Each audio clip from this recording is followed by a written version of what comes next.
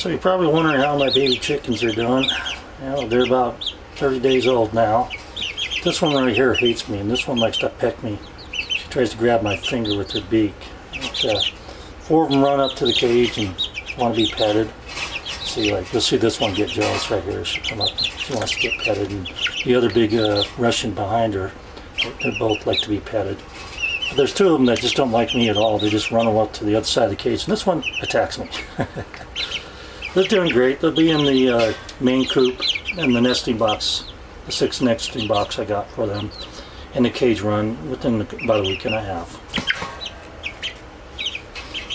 And you should see when I throw a worm in there, they go nuts. Actually, I throw about 6 worms in there and they don't share at all. They just try to gobble them all down. But they're doing fine. So one thing I forgot to mention, this is what you use the water with. It just unscrews and you can fill it back up. And this feeder over here, let me show it to you. See, you just filled up that cylinder and then it drops the feed in there for you. And what you use for feed is chick starter grow. So you want to use something like this, and I suggest you use the medicated kind. Oh, they got scared. Another thing you need to do is try to give them some bedding. You're going to need this, you know, when you put them in the coop anyway, for the nesting boxes. So that's pretty much the requirements that you need. Besides the fact you need a nice big heat lamp with 250 watts. And you can see how I put it in the cage initially, to start with, but I raised it up because it's a little bit too hot for them now. So yeah, they're doing fine and everything's great, and they all seem to be healthy. This was the runt of the litter right here. I guess that's what you call them, but yes. So they're doing great and they're putting on good weight. Yeah, first 4 weeks you kind of feed them continuously, and then you get to the 5th, 6th week you want to feed them twice a day. And of course you always want to give them fresh water, so they're due for fresh water, and I'll get some fresh water in there in a few minutes. Hey, it's May 29th, 2020. You can see that the leaf lettuce is growing really well.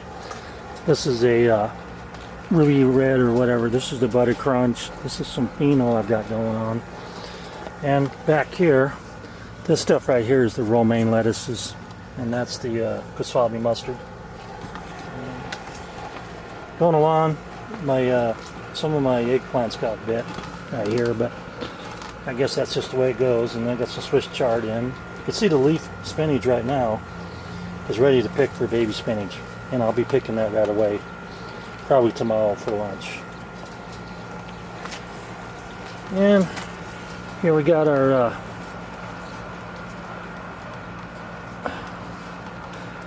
this is parsley, I believe, or cilantro. No, it's cilantro.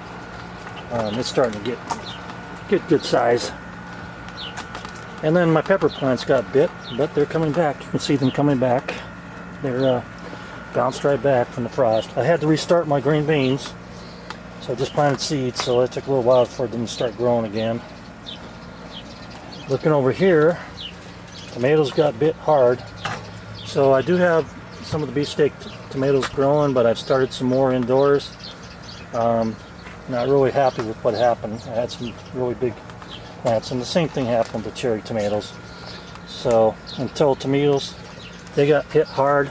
But here's some right here. Those are those little green things with the husk on them that's used for green sauce, you know, verde sauce, or salsa verde. Got some more peppers over here. And I got some rainbow carrots I've been growing since indoors. I decided to put them out here. Just finished growing them out here. They don't really belong there, but whatever.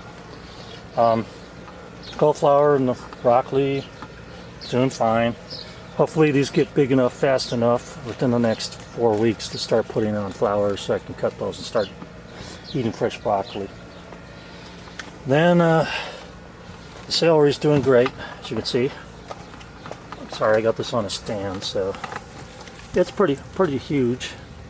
Starting to get some good stalks on it. It's already, I could already start cutting some of it for soups and stuff, and that's why I like it smaller like that, for soups mainly. And here's the kale. It hasn't really done much. Maybe it's just been too hot, but towards the fall, I got a weed in there. Towards the fall, they'll start to bush out more when it gets cooler. And you can see I put the bark down, the bark that I talked about in my last video. Now that, the reason why I put the bark down is to help retain moisture in the soil. Well, over and all, right now, I've got more salad than I could possibly eat, as you can see right here. It's just huge. So, along with the planting this bed with peas here and carrots there, because they're companion plants, I've got some old Brussels sprouts that are gone to seed, and the bees really love these, and so I'm just going to let them go to seed. Maybe I'll just start sowing seeds someday. I got my rhubarb in here. I grew this inside. It's doing okay. It's a little bit, needs a little more stuff. And I got some old onions that I've transplanted. And then next to that, these huge things right here, well, these are parsnips. And they're about 4 feet tall now, and they're going to seed. So I'm going to let these go to seed to get more seeds out of them, even though I already have a bunch. And I've harvested some of these. My sisters came and grabbed some. You know, they love those. Then over here, I'm going to be starting another raised bed right next to it.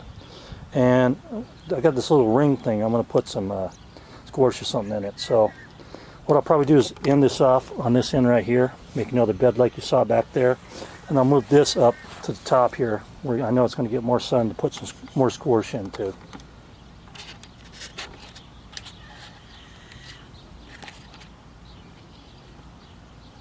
So along this area right here, along that house, I put in red cabbage that I started indoors, and what these right here are is potatoes.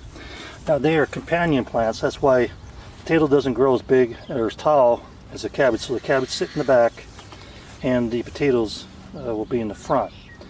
And after these bloom and the bees, you know, pollinate them, and the plant dies, that's when they're ready for harvest.